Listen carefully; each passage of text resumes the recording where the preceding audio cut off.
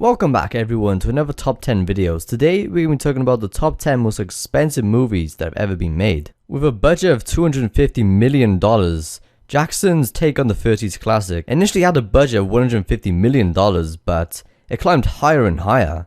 Most of the money was spent on Kong himself. What's more, King Kong gradually became substantially longer than Universal had anticipated, and the extra length mostly due to special effects needed for a convincing 25-foot computer animated gorilla increased the budget by a third. The film, given its longer length, was a cinematic risk, requiring the studio to reach for the kind of long-term audience that made hits out of 3-hour movies like Jackson's Ring trilogy. Long movies receive far fewer showings per day, and therefore, for King Kong to break even at the box office, imperative that the film did well.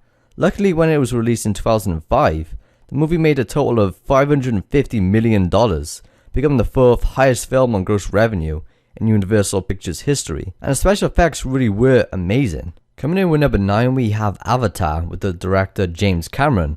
The cost of production was $261 million US. It's a well-known fact that movie studios like being creative with their accountancy to limit the amount of tax that they have to pay. The bigger the cost, the lower the tax bill.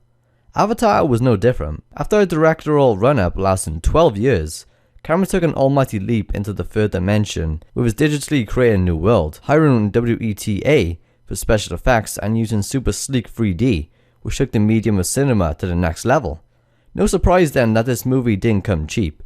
90 hours went into the production of every single frame for the movie, of which there were a whopping 24 per second, creating cutting-edge CGI like none ever seen before. Let's also not forget the fact that creating a new language and teaching its over 100 actors, hiring big names, well-established scriptwriters, and producing their technology for 3D glasses added to the already huge production costs. Coming in number 8, we have Waterworld. Director Kevin Reynolds, and the cost of production was $271 million. The cost in the starring flick of 1995 was the most expensive movie ever produced at the time. Costner invested over $20 million of his personal funds into the film, for which shooting took place aboard a gigantic 400-foot diameter atoll, specifically built for the production somewhere off the coast of Hawaii. The spectacular 1,000-ton floating set, over a quarter of a mile in circumference, also swallowed a lot of the movie's budget, given that it required aerial filming via seaplanes and helicopters, not to mention the fact that whoever was on the weather lookout at the time must have failed at their job, proof of which came in the form of 3 huge hurricanes that sank the entire set. Despite Waterworld's futuristic setting, critics were by and large unimpressed by the web performances. In fact, it's probably the most famous flop in recent film history. The post-apocalyptic movie just took $88 million at the US box office, despite its crazy production spend. Coming in number 7, we have John Carter with director Andrew Stanton. The cost of production was $271 million. It left Disney somewhere around $200 million out of pocket, making it the company's biggest flop of all time. The personal cost of the film also wasn't so small. Rich Ross, the former chairman of Walt Disney Studios, decided to re-sign just a month after the movie was released. While Disney lost the rights to the future series of the films, this was mainly because they refused to produce any more sequels for the John Carter series. Coming in number 6, we have Harry Potter and the Half-Blood Prince. The director of this film was David Yates, and the cost of production was $275 million. The franchise's stars had already become huge names in Hollywood, and the salaries reflected just that. Still, $275 million for a Harry Potter film is probably one of the safest investments Warner Brothers could have made, and results proved it, with making $302 million domestic and $632 million overseas for a worldwide total of $934 million. Coming in number 5, we have the Avengers Age of Ultron. The director of this film was Joss Whedon, and the cost of production was $280 million. This year's superhero cluster flick, which included the usual cast of Captain America, Iron Man, etc., it actually became the 3rd highest grossing film in North America, behind Avatar and Titanic. But superheroes as you know it don't come cheap. Before production started, multiple members of the Age of Ultron cast actually threatened to quit if their contract's demands weren't met. Some have had some serious work out for them if they all wanted the big names back on board for the Avengers sequel, all of whom were reportedly looking for $5 million on the table and a cut of the post-release profits. On top of that as well, there were the far-flung international locations, the drone cameras used for some of the filming, and the CGI to make the titular villain with all the nuances that we don't want it to capture.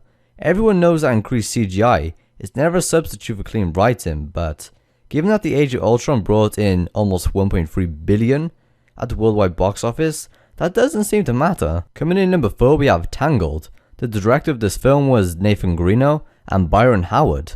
Cost of production for this film was $281 million. Tangled was so expensive mainly because of how long it took to get the story right. It took about 10 years and multiple aborted attempts at the movie, each of which got pretty far in before they scrapped everything and started again.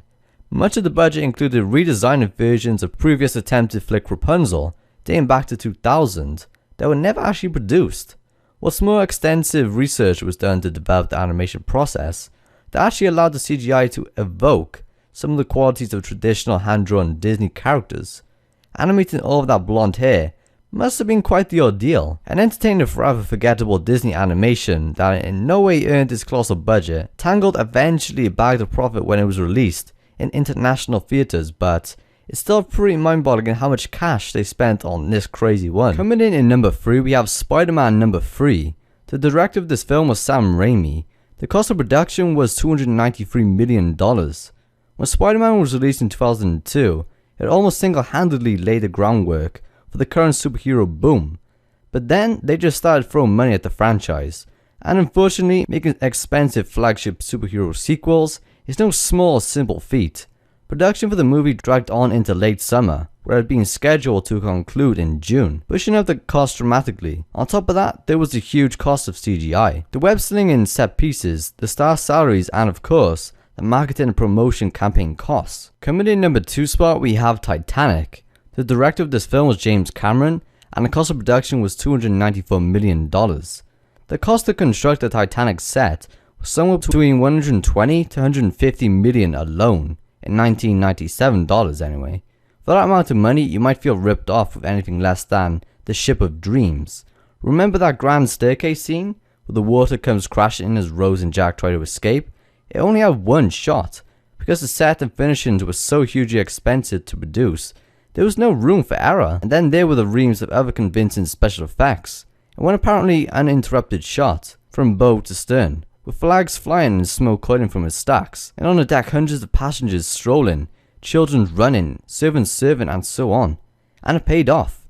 Titanic made its huge production costs part of its marketing campaign, promoting the rich value of the movie like none other at the box office. It went down incredibly. Despite its $294 million price tag, Roger Ebert described the film as value for money. Every cent of that budget spent on production flickers on screen. And coming in finally at the number 1 spot, we have Pirates of the Caribbean on Shredded Tides. The director for this film was Rob Marshall, and the cost of production was $397 million. Despite the very agreeable box office returns, Pirates of the Caribbean on Stranger Tides was no cheap date. 2007 and 2006's Gore Verbinski directed Dead Man's Chest, and At World's End cost $263 million and $341 million, respectively. With On Stranger Tides landing a slot as the most expensive longshot, with Jack Sparrow and Barbossa's quest to find the elusive Fountain of Youth costing nearly $400 million. Regardless of the huge production costs, Depp's payment was an estimated $55 million. Well, someone has to pay for that accessorizing, I guess. The box office busting Pirates of the Caribbean flicks had been the most extraordinary cash cow, and since the first time we saw Johnny Depp parading around with bearded dreads and Guy Liner in 2003, the Disney behind the franchise had been simultaneously waiting around and gold up to their armpits. And yeah, that's it for today's top 10 video. Hopefully you learned something new, and if you have new suggestions for a new video idea, just leave them in the comments below. And yeah, thank you all for watching, and I'll see you all in the next video.